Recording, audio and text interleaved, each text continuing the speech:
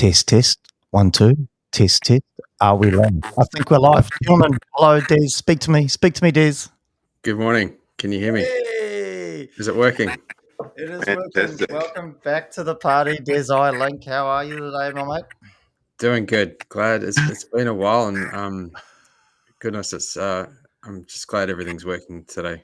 Fingers crossed. Well, we can't say everything's working yet. We've got our special co-host with us today, and we'll cross over to him shortly. But I tell you what, it has been a bit of a hell of a ride this start of this season. Really, I mean, we've all been pretty busy, and it's been a tumultuous. Is that a word, Des? I mean, you're the smart one in the group. Is that a big word? Yeah. It is a big word. Well done. Not bad for this time of the morning, right? Not bad for this time of the morning. Okay.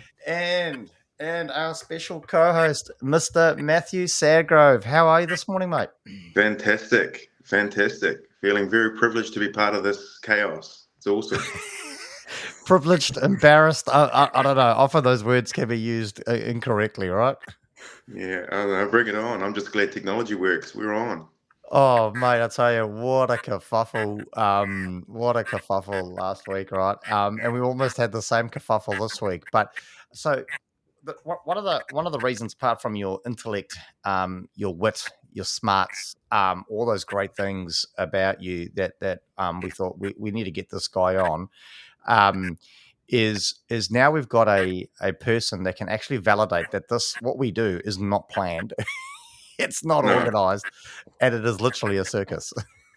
You make the structure. You absolutely make the structure up as you go. Yeah, this is fantastic. And listen, Matt, really appreciate you not only coming onto the show or committing to come onto the show once, but twice because of the kerfuffle of last week. Hey, Matt, we know a bit about you. We've had connections. You have sort of featured on the show in a bonus episode before. Do you just want to let people know maybe just a real quick version of who Matt Sadgrove is? Wow, what a question! Thanks for the compliments too. You're doing great. Thanks for my ego, jeepers. You are my favorite Sadgrove. Yeah, yes, and not even the smartest safety person in my own house. But anyway, we'll get back to that. So I'm a father. I've got a 14-year-old son. I enjoy hunting and fishing. I'm HSEQ manager for Delta Utility Services, which is a DCC-owned contracting business, which plays in the electricity and the energy sector, mostly in maintenance of distribution lines, but we do project work for generators, work for gentailers, and we also work in the green space sector. So we've got about 650 employees, and the job's different every day, as you know, and it's nice to be part of a profession that cares for others. So. Oh, wow. Fantastic, mate. Brilliant. And listen, I'm just stoked you say more than one word because, mate, you and I are going to be carrying old Desai over there for the majority of the show. So thanks for using a few words there. That's awesome. Now, hey, listen, Matt, we're going to be bumping paths a little bit over the next couple of weeks. You're speaking at an upcoming conference, I believe. Yeah. Lucky enough, I sent in a submission to the fantastic Mr. Kerry Chung, and he said, "Yeah, let's bring it on. Come and talk to us." So I'm talking about the Occupational Hygiene Society's conference in May on Speak. So I'm really excited about that.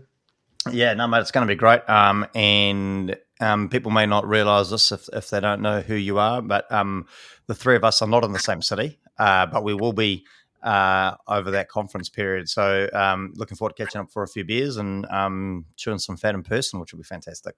Absolutely. Fantastic. Now, talking about conferences, Des, super excited. The National Health and Safety Leaders Summit is coming up, 26th, 27th of March. Now, do I need to check my diary? Is that that's not far away, is it? It's pretty soon, and it's going to go off. If it's anything like last year, it's going to go off. In fact, it's a couple of weeks away, so not far at all.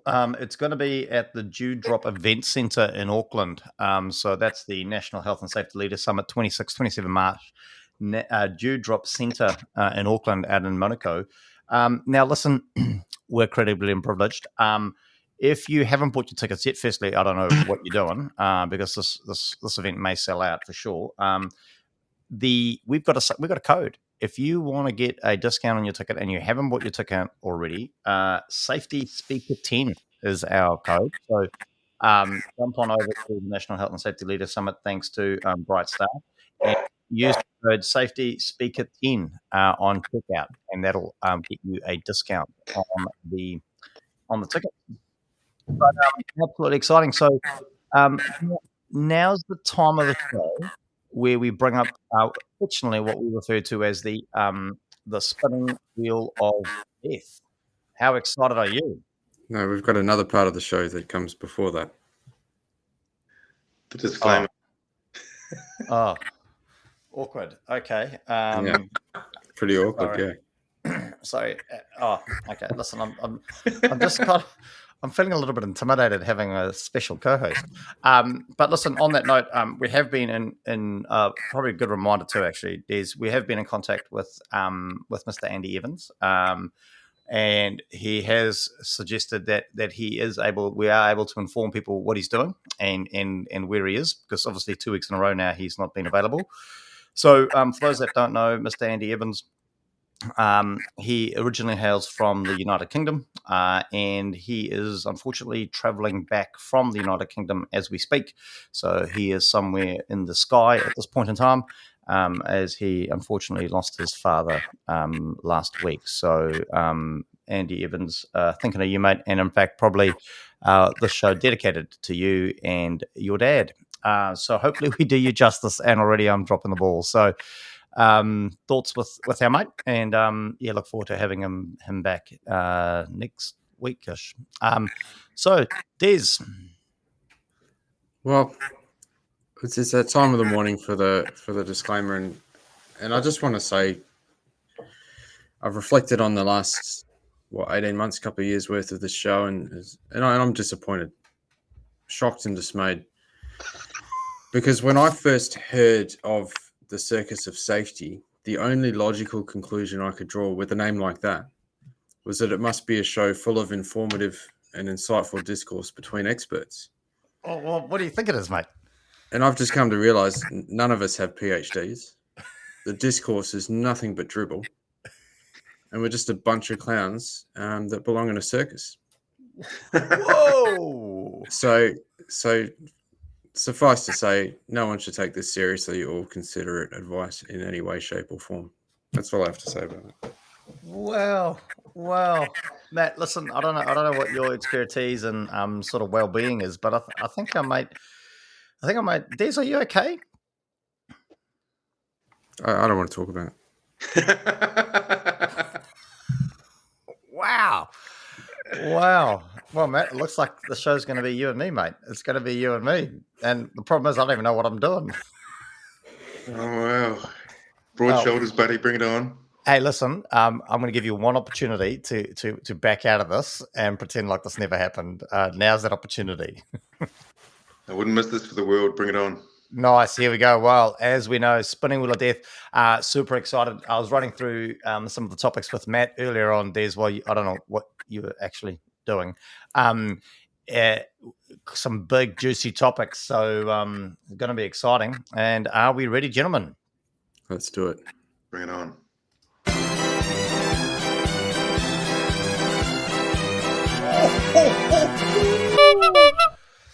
Neurodiversity in safety. Holy hecker. It's almost like the computer was listening to me. Wow, what a topic. It's going to be an interesting conversation this morning. Now, isn't it funny, Matt? I use that topic as an example of how we would then look to consider who may or may not join us, hopefully, on the bonus episode of the show. But wow, neurodiversity in safety. So, firstly, Des, thoughts? What are you thinking, mate? I think we've set ourselves up for a lot of difficulty for the next 40 minutes because it's something I know very little about. I do have some connections in New Zealand that do know a bit about this and have done some work in this space, but I'm out of my comfort zone with this topic, mate. I really don't know much about it at all. Mate, I think I can see the sweat beading on your forehead. I'm fine. Wow.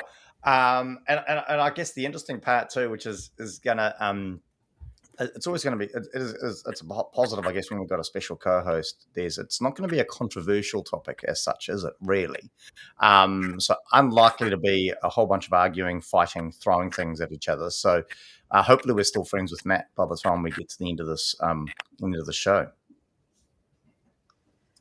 I hope so, and it'll be I don't know. It'll be interesting to see where this goes. All right. Well, let's see, Matt. First time as a co-host, the wheel spins. Neurodiversity in safety. I mean, what could possibly be running through your mind right now? Respin. I think if we were to look at a topic where I felt most uncomfortable, you've hit the nail on the head. Oh wow!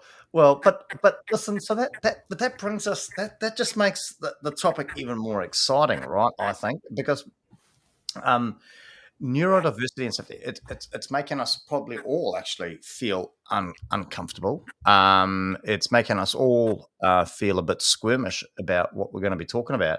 But I mean, is that just? I mean, I guess Matt, sticking with you in terms of neurodiversity. I mean, do we not think maybe we've actually ended up putting ourselves in people's shoes that may may line up into this topic? Well, I hope not, because I don't consider myself knowledgeable in this topic at all. I mean, I'm sure we all know people that are neurodiverse. I suppose an interesting thing for me is the fact we've got neurodiversity and safety keeps trying to be its own subset, which is unfortunate because it's just part of work. So there's a larger subset there. And I suppose in this topic, there's a larger subset is society. Society's full of neurodiversity. So I'm sure we could have pointed chats with long periods of silence on this very interesting topic.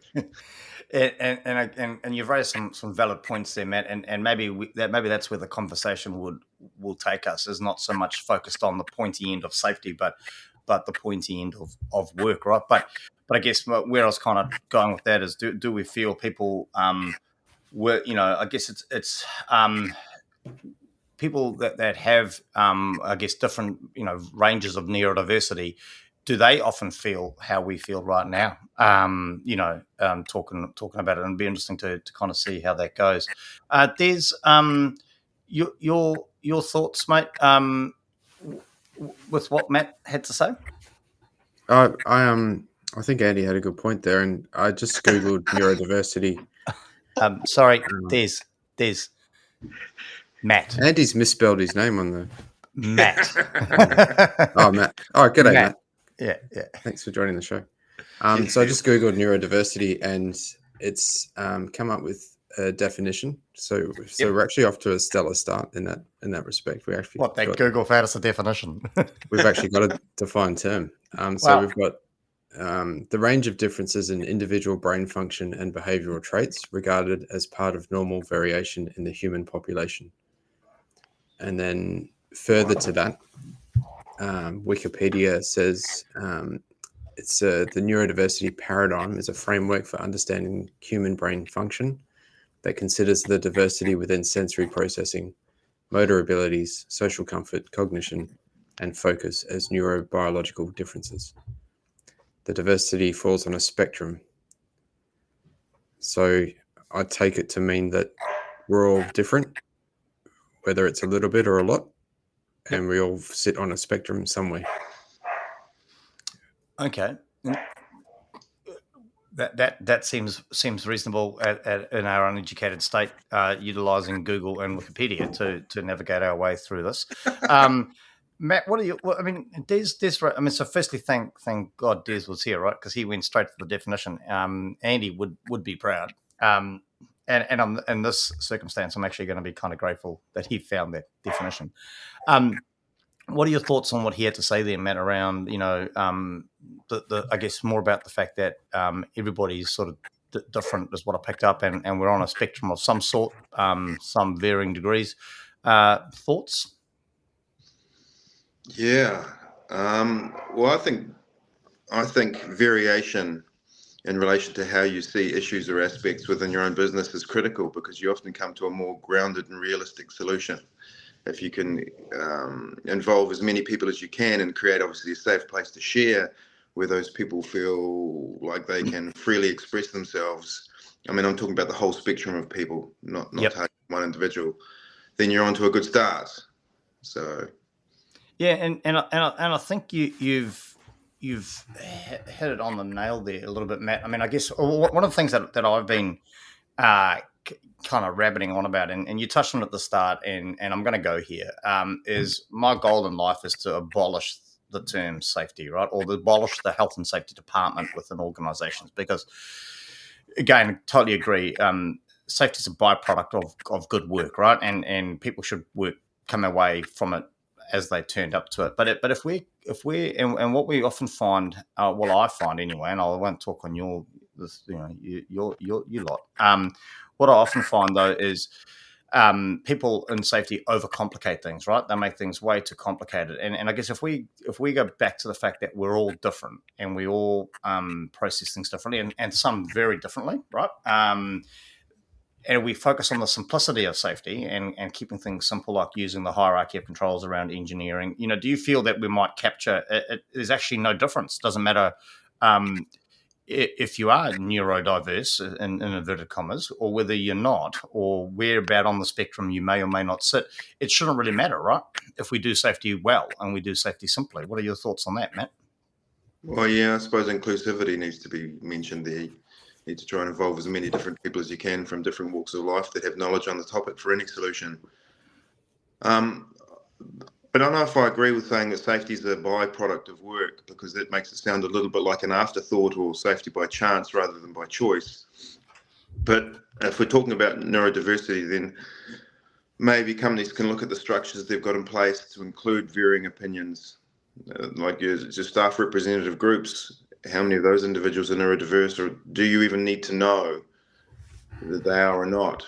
Is your company a safe place for people to share that they are neurodiverse? Well, and I guess that's that. So you and I can arm wrestle over the comment about safety being a byproduct of good work at the upcoming conference that we're going to be at together. But I guess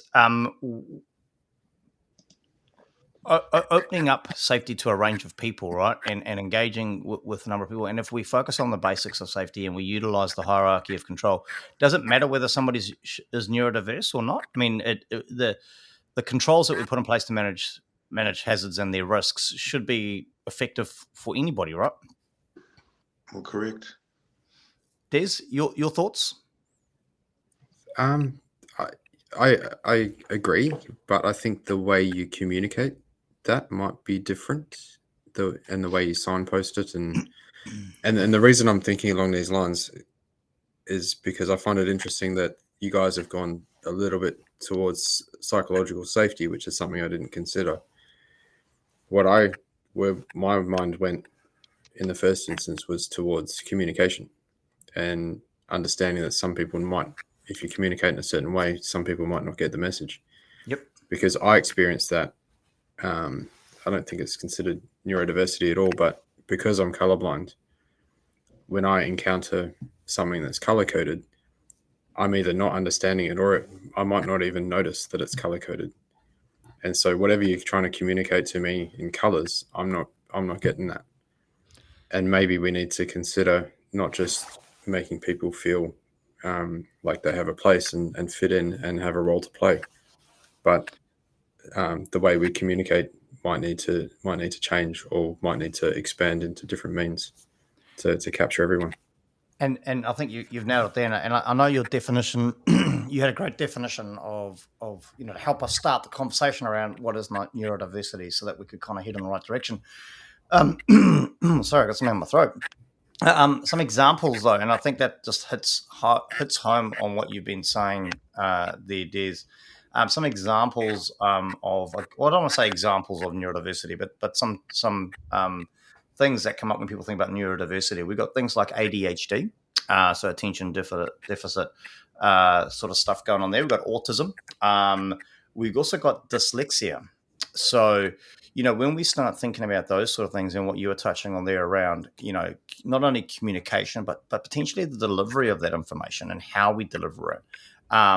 So again, people with severe dyslexia, making them read 90 pages of procedures probably is not going to be a good thing, right? And we need to consider. I mean, listen, it wouldn't probably be a good thing for anybody, really, but it's not a good thing, maybe, or making somebody with ADHD sit in a room for 3 hours while somebody is boring as batshit sits there and rattles on about the do's and don'ts of life. So I think you've really hit something on the nail there, Des, around maybe Matt and I were going down that psychological space, but looking at how we communicate work or safety is definitely something of importance. Matt, what are your thoughts on that? Around, if we move away from the road that you and I were going down, and we bounce back across to Des's thoughts on, maybe it's not necessarily what we do, but how we do it, or maybe how we communicate it. I mean, what are your thoughts on that? Oh, I think that's extremely valid. I suppose I want to preface it with my own individual disclaimer. Is that I remember studying at Victoria University, and one of the lecturers, Dr. Alexander Murthu, said, "Stay in your lane." I feel so far outside of my lane that it is incredibly uncomfortable. But if I'm going to try and think clearly on the topic, I think clear communication is vital. I think a lot of businesses now, and there's something that came out from JP Morgan in 2021 about the benefits of having neurodiverse views within a workforce. So I think it's absolutely an advantage, but to maximize that advantage, not only do you need to communicate clearly, but you actually need to educate your staff base what neurodiversity actually is, which I think you just started talking about dyslexia and a couple of others. And then you need to think about, does the workplace need to adapt in the way that you educate your people across that spectrum? That sort of leads into 7 different ways of learning, and whether people are kinetic learners with their hands, with their eyes, audio learners with their ears, and trying to understand the people you've got across the whole spectrum and how to maximize safe outcomes, but productivity and other things so they enjoy their workplace. I think those things are critical. Mate, listen, wow. You might need a permanent slot on the show, Matt. Mate, you've just sent me down a whole nother pathway, and absolutely fantastic. You've touched on some really good stuff there, and I'm just going to pose a question. I'm going to stick with you, Matt. So, neurodiversity and safety was the topic that landed on the wheel, right? And so my question is. When we consider doing stuff in safety, it's really actually important and could be incredibly beneficial for us if we are considering neurodiversity whenever we're looking to roll something out, create something new. I mean, what are your thoughts? If I said to you that how all that stuff you just read off is stuff that we should be doing regardless of neurodiversity in the workplace, right? Thinking about the 7 ways of learning. I mean, so obviously some huge benefits here for considering neurodiversity when doing anything in safety, really, isn't there? No, for sure. So if we were to pick one part of work, let's look at innovation. So if you're looking at innovation, then if you're going to try and come up with something different, then often you need to start from a different place or a different base. Now, I think highlighting the benefit of having a neurodiverse workforce does that, because it says this is a safe place to share. We value all views from within the spectrum of this business. Let's get together to create a solution. And if you keep thinking you're starting from where you're starting on without any variance, you're not really going to maximize that opportunity to innovate. And I think that might be where a neurodiverse workforce is critical. Wow, fantastic. Des, I mean, Matt's making sense, right? I mean, what are your thoughts on what he's sprouting out? I agree, and I don't think I can add anything to that. I mean, it makes sense and it's good practice. I suppose the key is just to be aware. Very much so, right? And I think Matt could start his own spin-off podcast off the back of this. And he probably actually knows what he's doing. Mate, yeah, that was brilliant, and I really, really think, because I mean, so I guess if we're looking at neurodiversity, and again, this will be really great. I'm really excited about a bonus episode on this where we can let's get a subject matter expert as such, and really kind of help us nail down. We're having a crack, right? And we don't profess to know anything, and it's ironic as well, Matt, when we spoke pre-show, right? We don't profess to know everything, and maybe our lack of knowledge in this topic is potentially not a good thing, and we need to go and educate ourselves better. And if anything else, and this is one of the things about the show, Matt, and what we really value is that this is a real thing, right? This isn't something we're making up, and the fact that maybe we're struggling to articulate what it is would suggest we need to learn a bit more, right? And if anything else, what a great realization coming out of 30, 40 minutes of gas bagging with you. Oh, for sure. I think your audience is smart enough to understand that the podcast has the best of intentions, and it doesn't really matter who opens the door on a topic. We can open the door, and then you can make space for an expert to come through and unmuddy the greyness that we've been spouting out for the last half an hour. But I think playing a role in opening that door is really important. Yeah. So I think if we do that just this morning, then we've achieved something. So, Des, I'm gonna come back to you because Matt's made me feel a whole lot better about myself this morning. Thank you, Matt.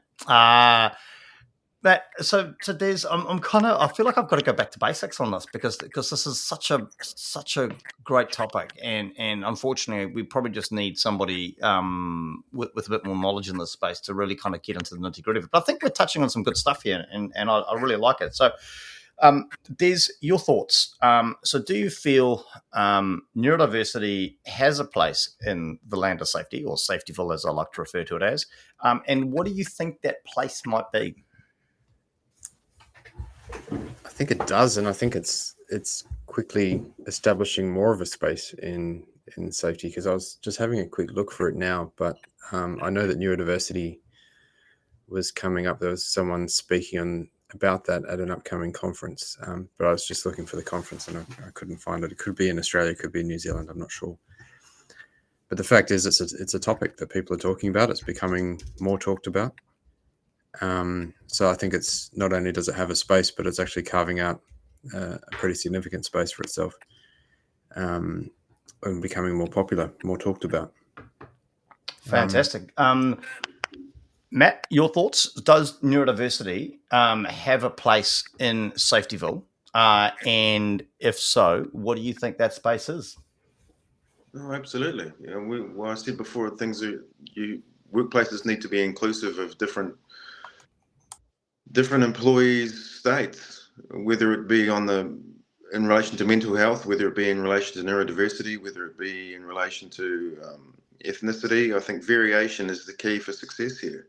And not just in innovation, but to promote flexible working comms in a workplace, lateral thinking. But first, you really have to introduce neurodiversity training. Like, I don't feel that the workplace I work within, or even potentially stretching a little bit, the industry that I work in, has created this foundation. And I'm interested now to explore this and what this looks like. Yeah, no, fantastic. And I was just trying to scramble, as you possibly worked out, trying to find that what the same thing Des was looking for. And listen, I think there's some and I really, mate, I'm going to get you back on the show more often. In fact, I think I might like you more than I like Des. No, Des is far better. Yeah, but you've had such poetically beautiful words, like, we're opening the door to conversation, and I just love that. That's fantastic. And I think maybe we should start to we'll look to find some resource and post it on our Facebook page. Oh my goody yarn. I can't believe that thing's still a goer. We'll post some stuff up on our LinkedIn page, I think, because there's some real opportunities here, I feel. So Matt, sticking with you, we've touched on. I mean, if you were to say to somebody, like a bit of an elevator pitch, right? You're in the elevator. Someone says to you, "Oh, hey Matt, how was your day today?" And you're like, "Oh, well, have I got a story for you, right? I was with these two crazy cats, and we're talking about this. What's one thing that you would consider a pro when, like a positive thing, when thinking about neurodiversity and considering neurodiversity when doing safety-related stuff?" Wow, that's such a jagged question. I think when considering incorporating neurodiversity into a workplace, first you've got to understand what you've already got. So we can't pretend that we don't have neurodiverse people in our workforce already. And I think it's maybe recognizing, my takeaway from this will be trying to recognize the needs. Firstly, trying to engage an expert. That would be first. And then try to recognize the needs and set up a base of understanding to figure out how to harness the diversity we've already got in our workplace. And then how to make things easier for people with diverse lines of thinking to come on board.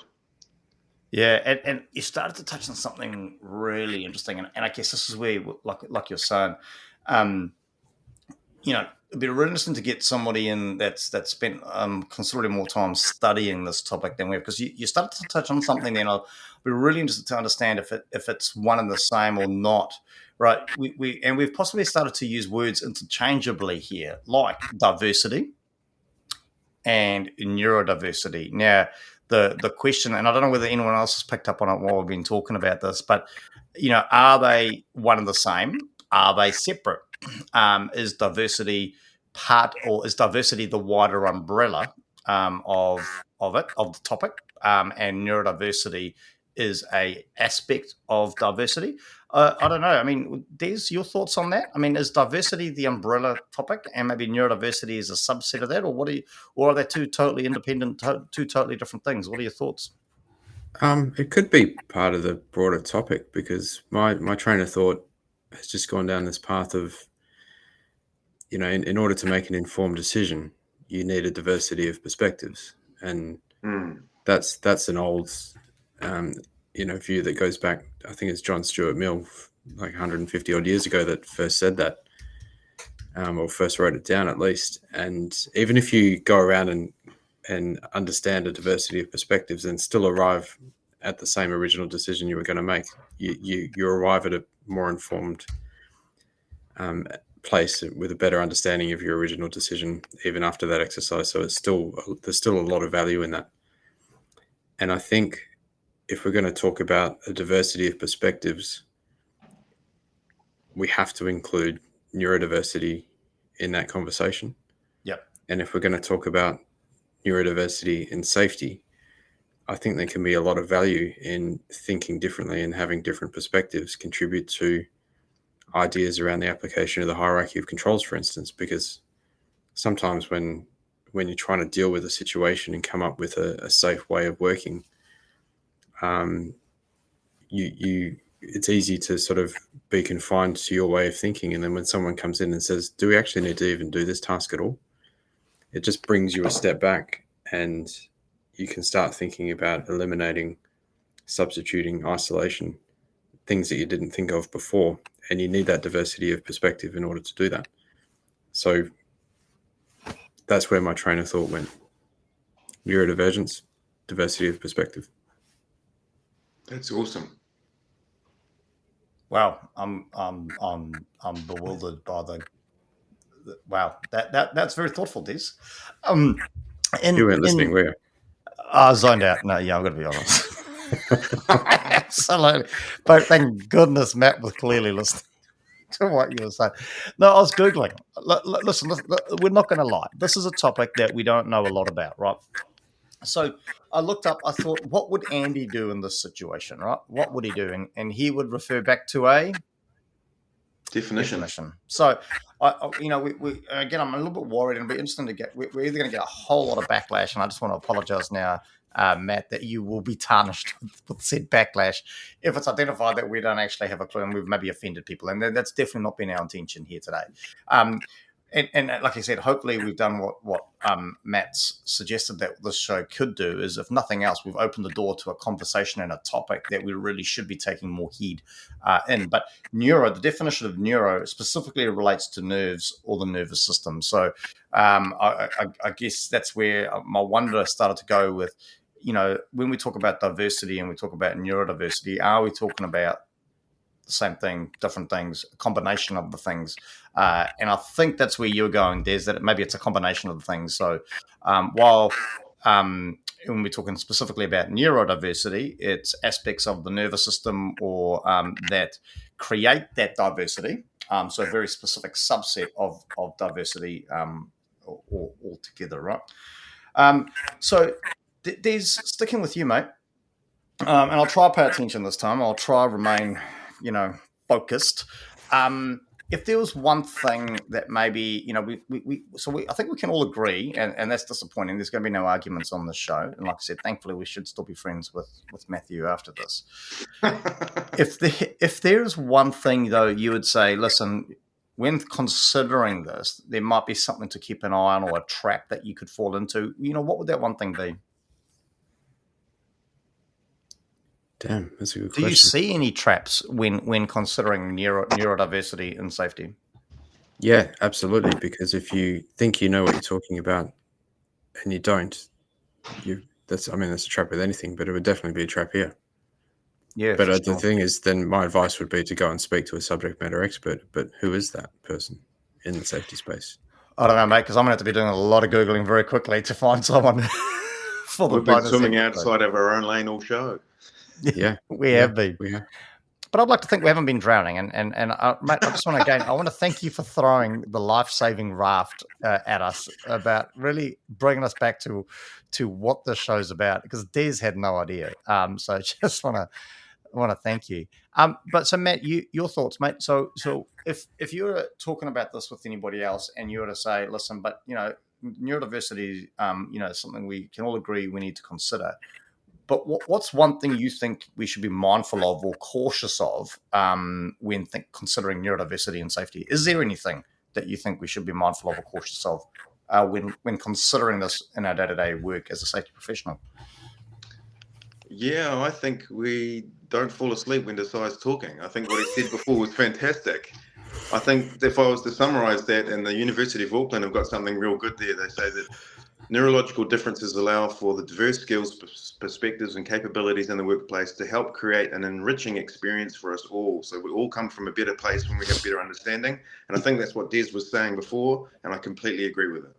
I wouldn't have a clue what he was saying before because I fell asleep. I guess that's what makes this show great, right?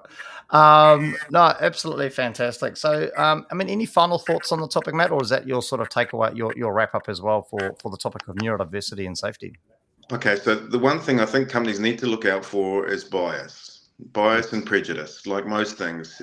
But if businesses have got an open mind and set an environment where they cherish their best asset, which is always going to be the people, then they're on a win from the start. And I think this topic is inclusive in that mantra, that you be inclusive in your conversations. You look for a nice broad base of understanding and differences of understanding before you start searching for solutions. And you sit in the problem with people that think differently than you do for a long time. And then you always come up with a better solution. Yeah, fantastic. Brilliant. Des, your summary wrap up of today's topic, neurodiversity and safety? A very similar sentiment to what Andy just said, but otherwise I would say we just need to talk about it more. Yep. No, fantastic. Yeah.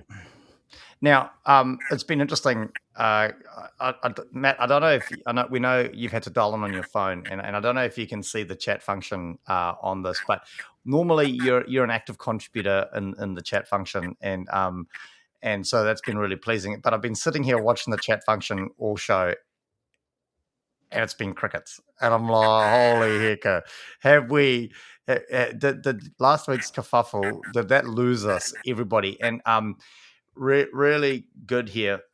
We've just had, now I'm probably going to butcher this totally. I can't bring it up on the screen. It's an incredibly long comment, but I do want to take the time to acknowledge Angel Norelia. I think it is Norelia. Apologies for that, Angel, if I've got that wrong. But the comments coming through here. This is a great topic. It reminds me of a situation with an older colleague who was a hoarder. He was convinced that he needed to print every document, which eventually became a major housekeeping issue. The sheer volume of paper clutter he created not only took up valuable space, but also made it challenging for everyone to find what they needed. It highlighted the importance of digital organization and the need to adapt to more efficient practices in the workplace. But I guess potentially that's a whole aspect of neurodiversity. And I mean, depending on the severity or the spectrum where that individual sat, that could relate to fire risks. It could create a whole bunch of other things that we need to consider. And it'd be interesting there when you start to look, and I'd love to have had more time to start having this conversation. But if we took that as an example, it'd be interesting to understand if we then try to put in place things like a digital ecosystem where we relied more on technology, would that individual be able to operate in that space? Is my first question, and secondly, I appreciate the housekeeping issue that it created, and there is the potential fire risk. Was that individual good at what they did? I guess is a question that I wonder, and would moving them into the digital ecosystem, trying to help them manage that, would that have affected how they operated? So this topic could go on, right? And I just want to thank Angel for bringing that up and bringing this to the forefront, and appreciate the feedback on the topic. But I think that's a wrap, boys. I think we've opened Pandora's box here on neurodiversity, really. And if anything, I really hope it starts that conversation and brings it to the front so that we can better understand what it's all about. Now, Des, I know you've got to scoot off at 9 o'clock, mate, and from a topic I think that started, and we thought, how are we going to get through 40 minutes of a show? I think we're running out of time pretty rapidly. So, mate, next couple of weeks, what are you up to? I think we've got the conference coming up, but otherwise I'm pretty flat out. For some reason, it just seems to be a very, very busy period at the moment. Do I dare ask about the book? Oh, I just did, actually. Sorry. Yeah, thanks for that. So I've keeping you honest, mate. Keeping you honest. I've written a book. It's in the absolute final stages of editing, and I'm hoping to push it out to a publishing system in the next couple of months. The book is called Beyond the Incident. It's about investigation tools and processes, and fantastic. And it also has a significant portion of the book is about legal causation and how that can be applied to an incident investigation causation analysis. Will there be an audiobook version with your dulcet tones kind of reading it to me quietly? I am actually planning on doing an audiobook version, so let's see if we can make that happen. I might need your microphone for that. Although, as Matt pointed out, you might put me to sleep. Now, mate, if you got to drop off, I appreciate that. I'll wrap up the show with Matt, who's been carrying it the whole show anyway, so it wouldn't make a difference, I guess. But great to see you as always, Des. Matt, what do you got coming up over the next couple of weeks, mate? Next couple of weeks, well, work and strangely enough is very much like Des's. It's a bit full on at the moment. So it's a bit of a juggle between work and study and family life, but thankfully I've got the next 4 days off. Ooh. So my wife's taking me away because on St. Patrick's Day I'm doing the big 5-0. So we're going to go and have some quiet time in Central Otago and enjoy the region and maybe sink a few Guinnesses. Nice. Well, I will have. I'll look to try find a Guinness to celebrate with you, but not with you because it's just weird, if you know what I mean. Anyway, listen again, Matt. Listen, I just want to thank you wholeheartedly for jumping in twice, and also as before you head away. So thank you so much for your patience with this chaos. And if it wasn't for people like you, while I enjoy talking with Des and Andy, I think you've really helped me again reinvigorate why we do this, and why we do this is to open the door to conversations. And the reason we're opening doors to conversations is because of the people that decide for some stupid reason to click that follow button on our LinkedIn page. So because we messed up last week and we didn't get to acknowledge our latest follower, I've now got 2. So last week's latest follower, a guy by the name of David Brown. Welcome, David. Welcome to the show. He is a senior health and safety consultant at Zest Safety Limited. So I don't know if either of you know David, but David's just joined the page. So If you do know David, either of you, why is he taking so long? Would be my question. But that's okay. He's here now, and it's the thought that counts, right? So Dave, like I said, he's a consultant at Zest Safety Limited. And prior to that, though, he was the Health, Safety and Environment Country Manager for Visi. So, welcome to the party. And here we go, back to our international followers. Our latest follower for today's show, Robert Honan. Welcome, Robert. Apparently you know him, Des, in some way, shape, or form. He's hailing out of the Sunshine Coast in Queensland, and our thoughts go out to everyone in that sort of space. They were, I guess, attacked would be the word I'd use, by a cyclone over the last week. So hopefully everybody is okay there. Matt, he works in the same industry you do, mate. He's a safety specialist at Origin Energy. Nice work. Yeah, so power up to our Lions people. So that's Robert Honan. Welcome to the show. A quick couple of reminders. So we've been rattling on National Health and Safety Leaders Summit coming up in a couple of weeks, 26, 27 March at the Dewdrop Event Centre in Auckland. Looking forward to being there. Safety Speaker 10 will get you a discount on that. So that's going to be excited. And then a quick shout out, the NZOHS conference, so the New Zealand Occupational Hygiene Society. We've been talking about that with our mate Matt. That's coming up at the Hilton. How flash is that, Matt? We're at the Hilton. And it's going to be the 26th, 28th of May here in Tamaki Makaurau. So looking forward to getting along to that. And learning more about the occupational hygiene space and what we do, and also having a couple of beers with Matt. So there we go, team. That's a wrap. Have a good one, and hopefully everyone has a great conversation about neurodiversity as we wrap up the show, and look forward to seeing you all next time. So until then, take care. Thanks, Thank team. you. Yeah. Awesome.